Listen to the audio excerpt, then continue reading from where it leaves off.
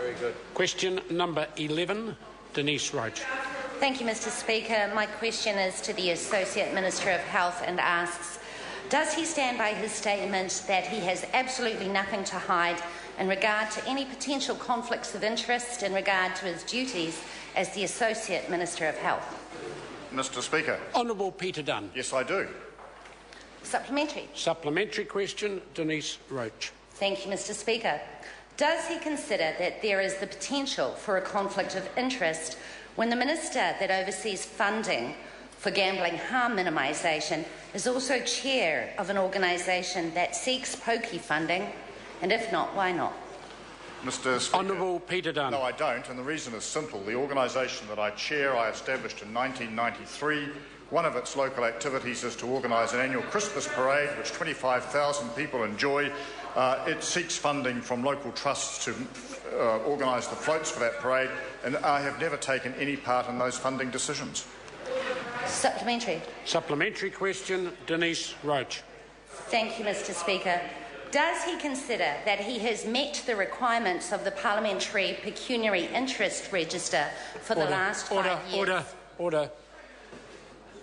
The Minister has no responsibility as a Minister for the Register of Pecuniary Interest. It is a responsibility that all members of Parliament have because they're members of Parliament. Certainly not, there's no ministerial responsibility. I invite the member to rephrase the supplementary. Thank you, Mr Speaker, I will do.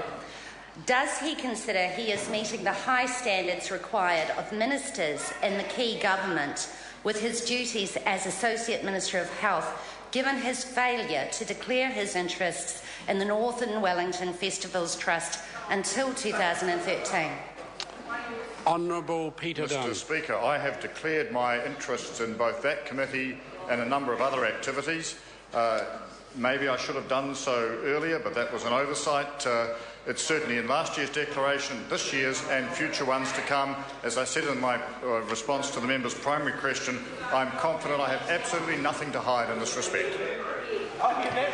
Supplementary. Supplementary question, Denise Roche.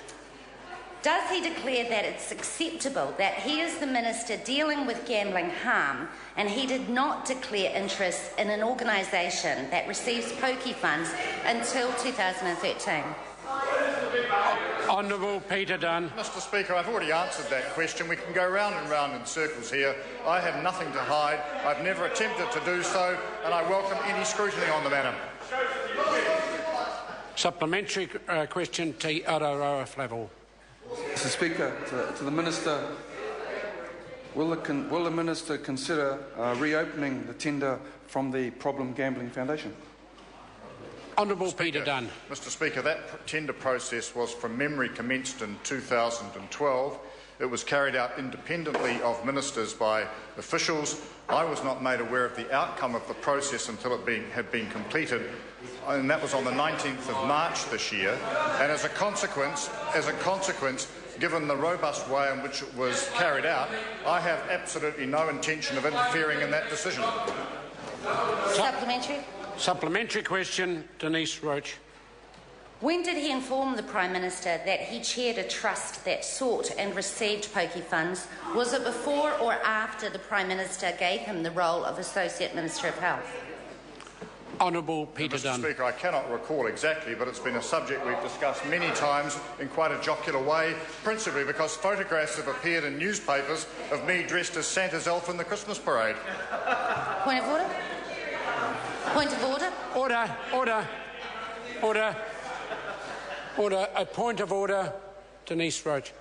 Thank you, Mr Speaker. I seek leave to table parliamentary research showing that the Minister did not declare his interest in the Northern Wellington Festivals Trust until 2000. Order. I just need the source of the document. Parliamentary research, parliamentary library. It's all in one document. Order. On the basis that it may not be available to members, I'll put the leave and the House can decide. Leave is sought to table that particular part.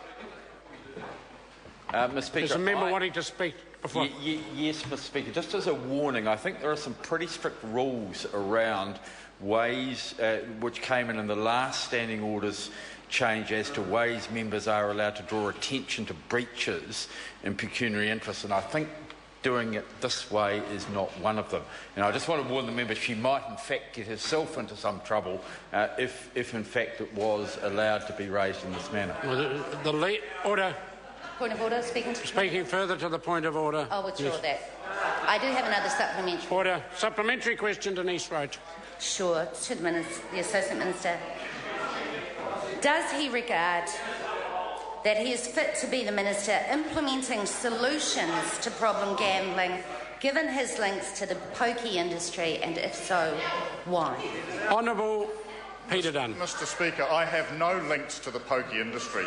If the member assumes that the fact that an organisation that I chair seeks funding for a Christmas parade is some dastardly crime, then she's from a vastly different world than I come from. I have nothing to hide and will continue in that role. Order. Question number 12, Grant Robertson. Thank you, Mr Speaker. My question is to the Minister.